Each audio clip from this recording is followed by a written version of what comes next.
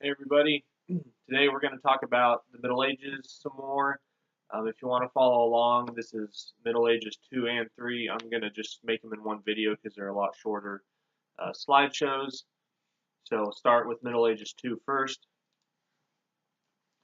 So you can kind of see the timeline there on slide 2. That's kind of where we're at. We're talking about the High Middle Ages today, and then we'll kind of get into the Late Middle Ages. If you look at slide 3, I have a lot of statistical information. You don't have to memorize that or anything. It's just kind of interesting to look at. If you look at the year 1000, you can see how the largest cities in northern Italy are about 10 or 20,000. In Europe, it's maybe 4 or 5,000. But if you look at AD 1300, you now have cities of 100 or 200,000. European cities are reaching 40 and 50,000. So this 300 years from AD 1000 to 1300, you probably saw more growth than you did from the collapse of the Roman Empire until the year 1000. Europe's population doubles. There was no plague during this time period. There will be a plague we'll look at here coming up, though. The Viking raids kind of stopped. There were new technologies that allowed people to grow more food. There was good weather. And all this leads to life expectancy rising. You have the renewal of urban life. And all this stuff combined also leads to something scholars have called the commercial revolution. There's a lot more commerce between Europe and the rest of the world. Europe starts to regain kind of the monetary system, that a kind of system that hadn't been seen since the times of the Roman empires. During the High Middle Ages, there were kind of three social classes. They would refer to these as three orders of society: the oratores, the bellatores, and the laboratores. Basically, those who prayed, meaning the clergy, church officials; those who fought, meaning the nobles, the aristocrats; and those who labored, meaning the peasants or anybody else that wasn't a noble, aristocrat, or clergy and just maybe worked for a living. Each group provides a service to society. The clergy pray and communicate with God and kind of look out for the spiritual well-being of the people. The nobles fight the wars, protect the peasants, although a lot of times the nobles also turn their swords towards the peasants. And the peasants themselves produce the food that everyone eats. So everyone provides something for the other groups. These orders were defined by function, not by wealth. Today we look at upper, middle, and lower class based on your wealth. Back then it was based on your function. And presumably there was no class struggle. People who worked the land, they probably wanted to get off of it, but you knew that that's where you were going to stay your whole life. So you might not have really thought about moving up the social ladder because that just wasn't thought of back then. Feudalism is kind of one of the main things we think about, the main institutions when we talk about the Middle Ages. Sorry, I got to put my slide numbers on here. I forgot to do that. If I don't put my slide numbers, I won't be able to tell you what slide I'm on. Okay, there we go. Sorry. Okay, so feudalism existed before the year 1000, but during the High Middle Ages, it really comes into its own. Feudalism is just a set of relationships where one member becomes the vassal of another member, and this other member is called the lord. Another definition is it's a political system. A vassal promises protection and material support, and a lord in return for his loyalty, aid, and military assistance. It comes from the word feudum, which just is a piece of land the lord grants to the vassal. So, land is kind of central to this system, and it also creates a system of dependence between the lord and the vassal. They depend on each other to kind of help each other out. There were obligations that came along with feudalism. The lord owed his vassal protection and preservation, so you would need to give him a fief or a piece of land. You would need to provide protection throughout the land. The vassal gives military service to his lord. He also would give advice. Usually there would be a ceremony. Vassals would be summoned to the lord, and they would have to undergo the ceremony of commendation. Basically, you would undergo the act of homage and the oath of fealty. So basically, you would kneel before the Lord, put your hands together. The Lord would put His hands around yours, and then you would take an oath, probably swear on the Bible or a relic of a saint that you would be faithful to your Lord.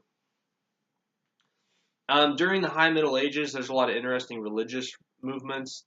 There's something known as the Gregorian Reform movement. There were people that wanted to reform church practices during the High Middle Ages. Usually, when we talk about church reforms, we talk about Martin Luther during the 1500s, but 500 years before Martin Luther, people were talking about needing to reform the church. Pope Gregory VII wanted to improve educational standards, meaning he wants priests and church officials who are educated, who know Latin well so that they can know what the Bible says.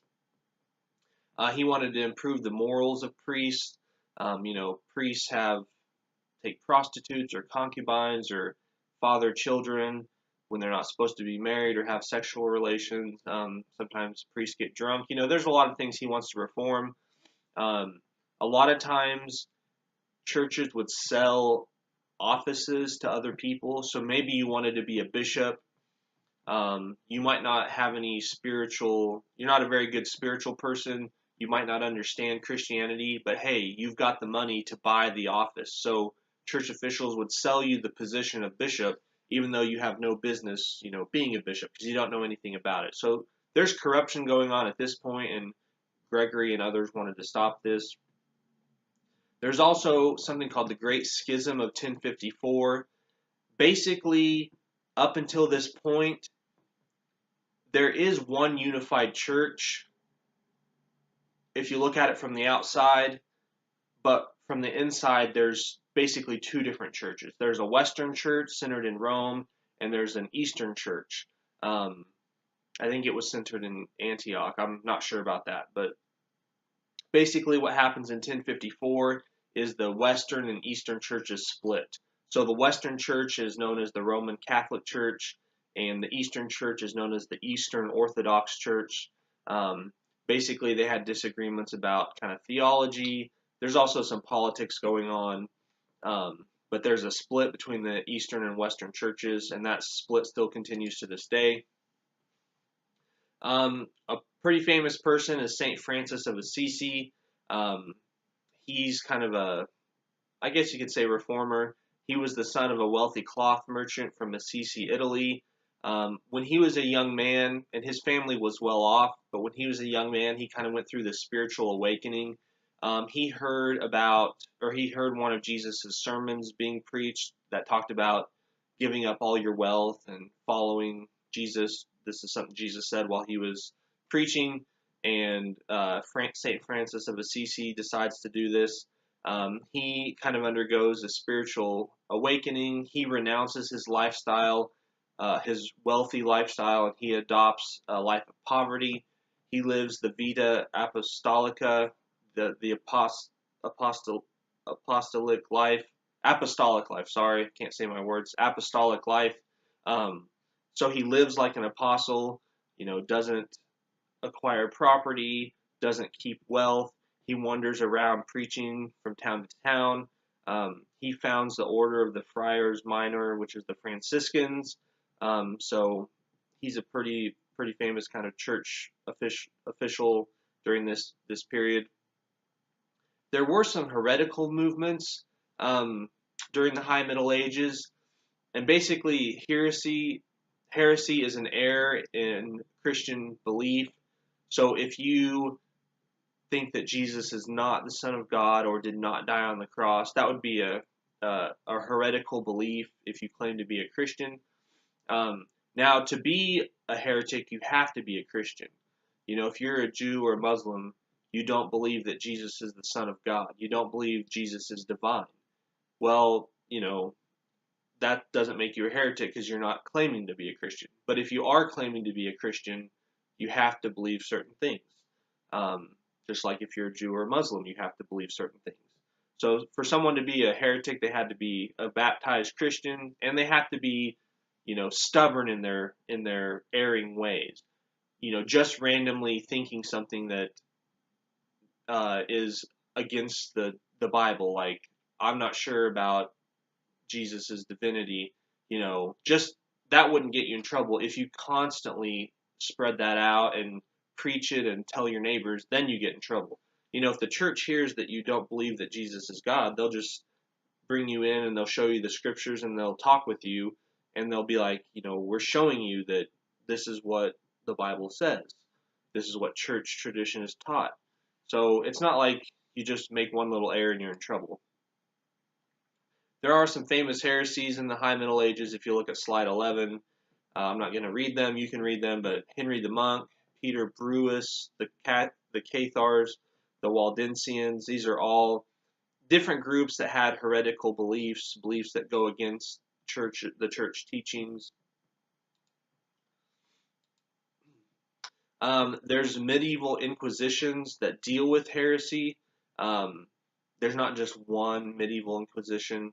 The Episcopal Inquisition was the first one in the Middle Ages. This is in AD 1184. Basically, local bishops are supposed to examine the beliefs of their people. It's not very effective or consistent of an inquisition. One of the more famous ones is the Papal Inquisitions in the 1230s.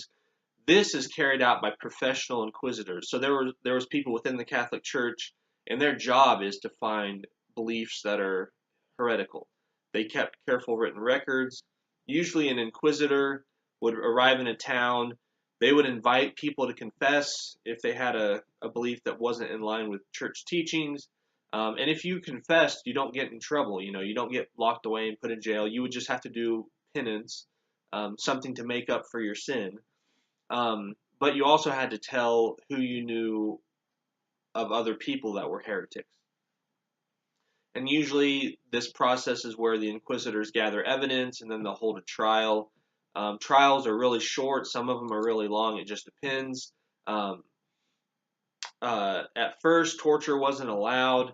And the torture that was allowed later on, it's often like overplayed in like culture, movies, stories. It's not like everybody in the Middle Ages was getting tortured. There's a scene in the movie Pulp Fiction where one of the characters says, "I'm going to go medieval on you," meaning he's going to torture the guy. So that happened, but not all over the place. Usually the torture could not result in bloodshed, mutilation, or death. So, torture was used by secular authorities. That's kind of where the inquisitors got the ideas from. So this is a case of the church officials of the Inquisition learning kind of the ways of the secular world. Defendants did have rights. If you were charged with a heretical belief, you would come before the inquisitors and you would say, here's a list of all the people that hate me or I think, might want my property or have a grudge against me. And if one of those people that you listed had said, like, you had a heretical belief, then you couldn't be charged with anything because basically they're just out to get you. So they do have some rights. There are different punishments.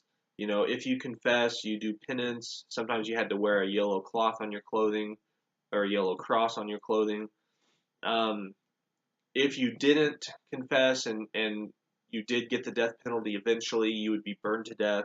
This would be done by the secular leaders. So technically, the church didn't ever execute anyone for heretical beliefs.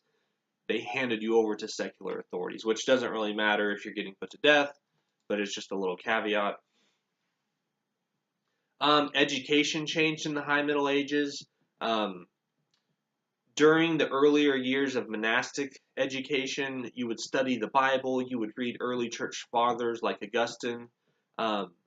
There was something called the Lectio. Basically, monks had to sit and listen to something that was read. So during a meal, you would sit down and eat in silence, and somebody would read from the Bible or from a church father. There's a method called the gloss or a practice called the gloss. You would basically go through a text the Bible line by line and kind of learn what that line meant and then go into the next line. So it's very rigorous, a lot of memorization. The new educational method during the High Middle Ages is something called scholasticism. Um, Basically, argumentation is the centerpiece of scholasticism. Um, as a scholastic, you would look at different sources of authority, the Bible, church fathers, Greek philosophers such as Aristotle. You would read pagan literature, the Iliad, the Odyssey, the Aeneid, stuff like that. And you would examine where they differed from maybe the Bible, and you would try to bring them into agreement. So basically, Aristotle or some of there are some Greek philosophers that believed in the idea of God or like the supreme being. So as a Christian, scholastic, you would say, well, this Greek philosopher believed in the idea of a God, but they didn't have the Bible revealed to them. Now we do, so like we're kind of like blending the two. Scholastics taught, they had different methods. They still did the lectio, but they did something called the disputatio. You would basically debate problems, and by problems I mean like how does Aristotle differ from the Bible? Let's kind of bring them together. The determinatio, basically you would reconcile the contradictions between the Bible and maybe like a Greek philosophical tract. Thomas Aquinas is the most well-known scholastic educator or intellectual during the High Middle Ages. His most famous work is the Summa Theologiae. I think if you go to seminary to become like a pastor or a church historian, something like that, they still make you read and study this. He really worked reconciling Christianity and Aristotle. He had some interesting thoughts about like arguing for the idea of God. He had 5 really famous ones. I can't remember them off the top of my head, but he argued, the idea of a prime mover. That was one of his arguments. He says everything, if it's moving, it gets put in motion by something else. So if there's like a ball on a table, it's just sitting there, but if you push it, it moves. Well, everyone looking at that ball rolling across the table would believe that somebody had to push it, as long as the table's level. So he says, that's the same thing with God. You look around at the universe and you say, everything here is moving, everything here was created. Obviously, somebody had to put that all in motion. So I've read all his arguments. Some of them like that are pretty, you can understand. Some of them, I remember reading them and he was just too intellectual. I couldn't follow it. But he's definitely an interesting person to read about or read his actual arguments. The medieval universities popped up during the High Middle Ages. Before universities, you had education and monastic schools. You had people like educators, scholars wandering around from town to town, setting up their own schools. The first universities appeared around AD 1200. Paris is one of the first cities they pop up in. By about 100 years later, there's about 20 universities throughout Europe. So there's a lot of changes in education. During the High Middle Ages, you also have the Crusades. I'm actually going to have you watch something from the History Channel about the Crusades. But the Crusades are the holy wars sponsored by the papacy to recover the Holy Land, meaning Jerusalem, from the Muslims. You know, the areas of the Middle East, Jerusalem, that used to be part of the Roman Empire. And then when the Roman Empire adopted Christianity, Christianity controlled those lands. After Muhammad's life and death, the Muslims take over those lands. So this is a few hundred years later, the Christians of Europe trying to take them back. And it's not that simple. There's politics involved. The Eastern Roman Empire had been losing lands to the Muslims, so he asks for help from Europe. So you'll kind of see some of that when you watch the videos. So you'll kind of read about that. I just realized that we talked about the Norman conquest in the previous Middle Ages lecture, so I kind of have some of it here again, but just remember what the Norman conquest was. Remember how the Normans from France conquered England. So there was this weird thing where the kings of England were also vassals to the kings of France, but the kings of England also owned land in France. Um, this is going to lead to kind of problems later on. Um,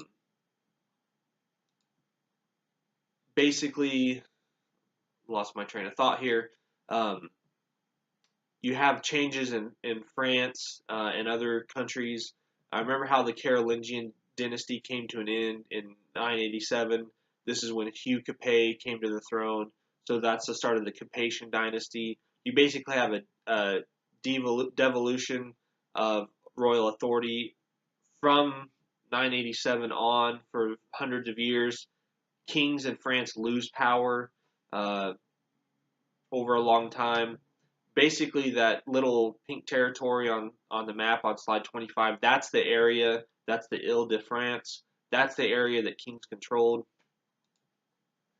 Um, later on, Philip Augustus, he's the one that did the most to reassert Capetian authority. Um, he gets in squabbles with King John of England. Basically, the English kings and the French kings fight over who owns the land in France. Um, at the Battle of Bouvines, Philip defeats King John, and John was working with the Germans. Um, he gains control over a lot of southern France through the Albigensian Crusade. This is something that it's kind of a minor crusade against this kind of heretical group. Um, so France, a lot of stuff going on. I won't get into all of it. In England, King Henry II, he's one of the more famous kings. He was plagued by family problems. His wife, Eleanor of Aquitaine, he kind of has an on-again, off-again relationship with her.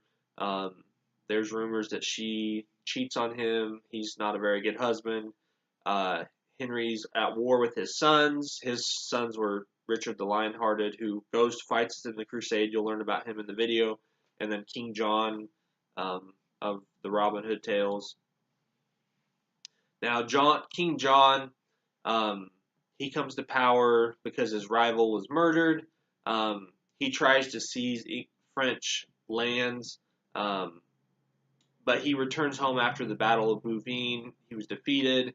Basically, the people in England are upset with his rule, so they make him sign the Magna Carta. The Magna Carta is probably one of the most important documents in maybe Western history, or at least English civilization. It just means the Great Charter. It's basically 63 articles that place restrictions on the king. So you have this idea of the start of constitutionalism. We're going to have a document that limits what the king can do. So, they abolish certain taxes. They force the king to follow the law that's written down. So the Magna Carta is very important. You also have, during the High Middle Ages, the development of Parliament in England. Before the High Middle Ages, the English kings consulted their court before making important decisions. Sometimes they summoned great councils when they needed to decide things. Henry III is the one that called a great council so that they could approve some taxes he wanted. This leads to the provisions of Oxford. It forces Henry III to govern in consultation with his subjects. These great councils over time come to be known as parliaments.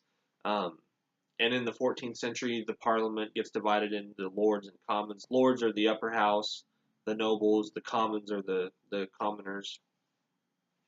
Okay, so I'm switching over to Middle Ages 3. Yeah, this one's also short. Okay, so 1300 to about 1450. The late Middle Ages get different dates. The late Middle Ages kind of blend into the Renaissance, but there's two big events in the late Middle Ages: the Avignon Papacy, or the Babylonian captivity, and then the 100 Years' War.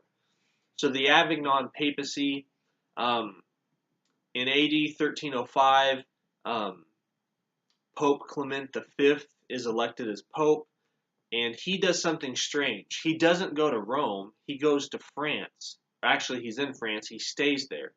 There were some disputes between France and England over the kings over who owns what territory. So he stays kind of as a negotiator. Um, but he moved the papacy to Avignon. That's a town in southern France. So basically, from 1309 to 1377, the papacy is located in France, not in Rome. And this is called the Avignon papacy. Sometimes it's called the Babylonian captivity. But if you look at slide 5, that's their palace or their headquarters in Avignon. So this is it was a site that the church had. It wasn't like they just parked somewhere and set up shop. Like they had offices in Avignon, but they go here. Um, so, for 60 some years, the papacy's in Avignon. In 1378, there were papal elections in Rome. This was the first in 3 generations. Pope Urban VI is elected. He's an Italian. There hadn't been an Italian pope for a while. That same year, some French cardinals elect their own pope, Clement VII. He's a Frenchman. So this weird period, you have 2 popes, and this gets called the Great Papal Schism. So basically, you have the Italians backing one pope, and the Frenchmen backing a different pope, and then, who's the real pope? There's this big question. If you look at slide 7, this turned into a big political fiasco. Basically, the kings of Europe take a side.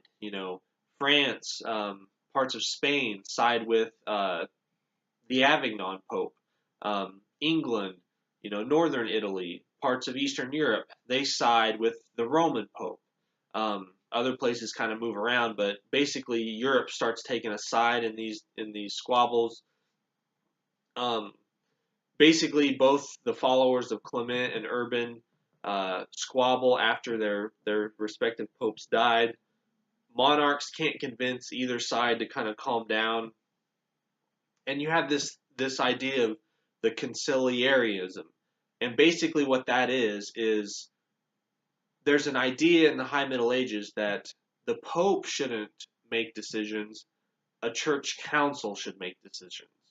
So there's this idea that whenever there's a dispute within the church, you should get all the bishops of the European world together and let them vote and decide, have a council and decide the issue instead of one person, the Pope, deciding it. There's a lot of people that wanted this for a long time. Things get more heated. Pope Alexander V, he's another guy that gets elected Pope at the Council of Pisa. So technically, there's 3 popes. The hope was that if this council elects a pope, the other 2 popes will kind of step aside, and this new pope will be the one. But none of them do, so there's 3 popes. Another council is called the Council of Constance. Basically, what happens is the Holy Roman Emperor summons this council, and they decide to depose all 3 popes. They pick a 4th pope, Martin IV, and he's elected the new and only pope. So basically, the previous 3 get canned, and you have 1 pope. So, you did have during the Avignon papacy, the Great Papal Schism, you did have councils decide matters. But basically, this was the high point of these councils. They start to fade away, and the Pope, Martin V, kind of starts to wrestle away power from these councils and gives the papacy back the power they once had. There's also some other people who want to reform the church. John Wycliffe is one of these guys. He's a priest. He's a university professor. He publishes a lot of books. He argued that, people under mortal sin should not serve the church officially. If you're a priest and you have a concubine and you keep doing that, you shouldn't be a church official. He argued, this is going to be big later on with Martin Luther, but, the Bible should be the sole source of authority, not church tradition. Over time, church tradition can get corrupted, he argues, but the Bible is the words of Jesus, the examples of his apostles at the time.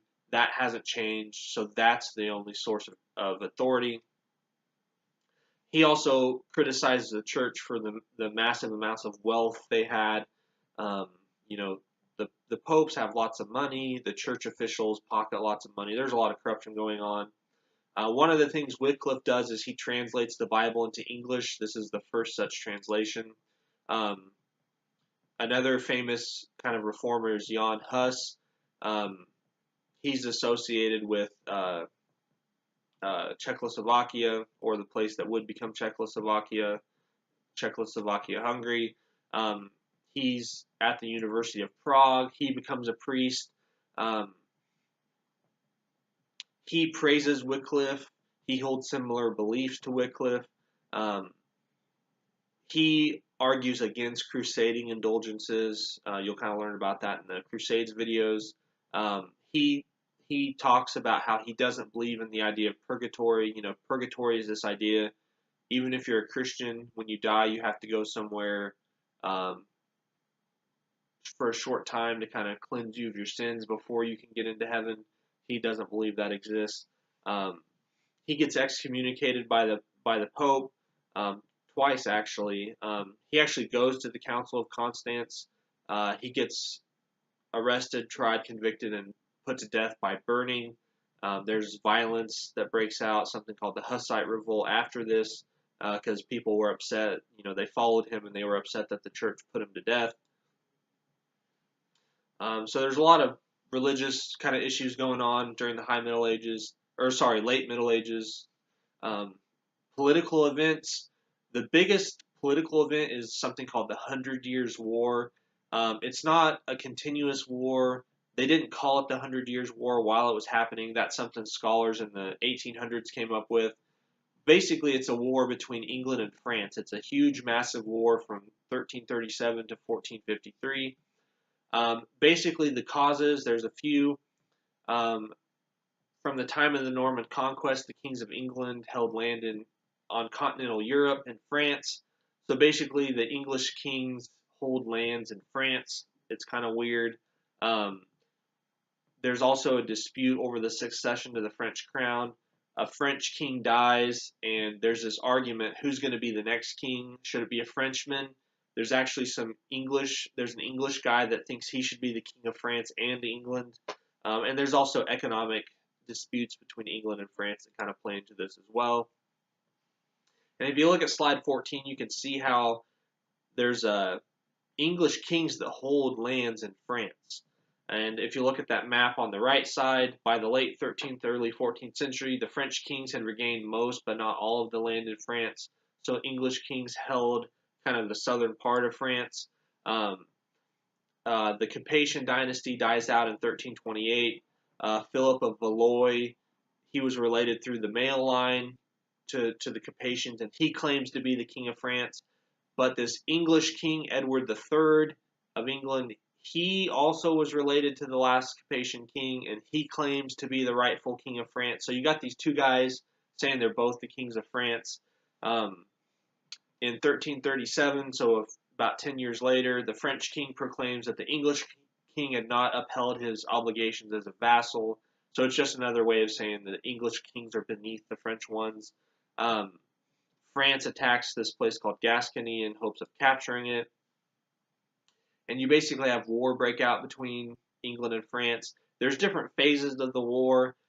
There's the first phase. King Edward attacks Flanders. He seizes French ports on the English Channel, basically employs hit-and-run tactics.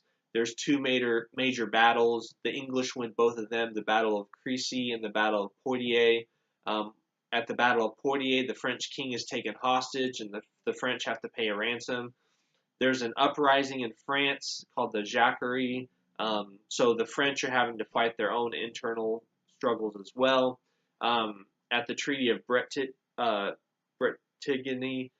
England gets to keep most of the territory won. The kings of England are no longer considered vassals of the French kings. Like I said, the French pay a huge ransom. The English kings agree to renounce their claims on the French throne. So the French do get something out of this. But both sides ignore the provisions of the treaty. In the 1360s, things break down. You have a second phase of the 100 Years' War. There's another truce signed, and then war resumes in 1415. The English, during this time, invade Normandy. They defeat the French at the Battle of Agincourt. You have the Treaty of Troyes. Um, this treaty says that the next French king has to be the son of King Henry V of England. Um, and this happens. Henry VI is crowned King of France, but the French resist. This is when you have Joan of Arc come in. As a young girl, she experienced religious visions or heard voices. Um, she's supposed to go meet with the French heir to the throne, and basically she becomes a warrior. She helps French troops at the siege of Orleans, and she actually has military victories under leading the French armies into battle. So a lot of people are like, maybe there is something to her visions because she's winning and she's a woman. How can she win military victories against the English? Um, she ends up getting Charles VII crowned King of France because of her victories. Eventually, though, she gets captured and burned at the stake as a heretic. Um, the French do succeed in pushing the English out of France. So basically, France gets control of all of the France we know today. The English do hold on this little place called Calais. So the English do have a foothold on the continent in the country of France, but for the most part, they're pushed out. Um, there's a lot of wide-ranging effects of the 100 Years' War. Kings start collecting more taxes. Taxes become more regular. If you have a war that lasts 100 years, you're always going to have to be collecting taxes. You're also going to have armies constantly, so the size of armies grow. You start to have standing armies. Previously when there was a war, you just kind of gather people, but now you start to have professional standing armies. There's a reliance on infantry soldiers with the longbow to defeat knights. Um, during the Middle Ages, knights, the guys that ride on horses and all their armor, they're very important. But now that you have arrows that can pierce their armor, they're kind of pointless now. So warfare changes because of that. And if you look at slide 20, you can see a map of how things change as far as the outcomes of the war. Maybe the biggest kind of catastrophic event, though, is the Black Death. That's more of a modern name for it. What the people back then called it was the Great Mortality. Um, there's a famine right before this Black Death. The famine kills maybe 5% of Europe. But in 1347, a ship comes to Sicily. It had come from the east. They know that the plague's on board. They quarantine the ship, but the plague gets into Sicily. It spreads throughout Europe. Some people believe a third of Europe was killed. There's other scholars who think a half of Europe was killed. The plague lasts off and on, but the main years are 1347 to 1351. And think about it. Think about whatever country you live in right now. I'm in America. There's 300 million people, maybe more. Think about if 150 million people died, in the span of less than 5 years. That would be the most important event of your lifetime, and that's kind of what the Black Death was. There's all kinds of weird and just grotesque symptoms you'll kind of learn about in the video. You would have kind of growths in your armpit, these bumps, or in your neck or groin. You'd have black spots because you're bleeding under your skin. You would cough violently. As a result, you have depopulation. Thousands of villages are abandoned. I mean, you get some places where there's a city or a village or a town and then it's just gone. You have lots of vacant land. The one thing it does, though, is it actually causes wages to go up. Because think about it, if all the workers are dying, there's a shortage of workers, so that makes you more desirable, so your wages go up. So you'll watch something about the Great Mortality or the Black Death, but that's the Middle Ages. Next time we'll move on to the Renaissance.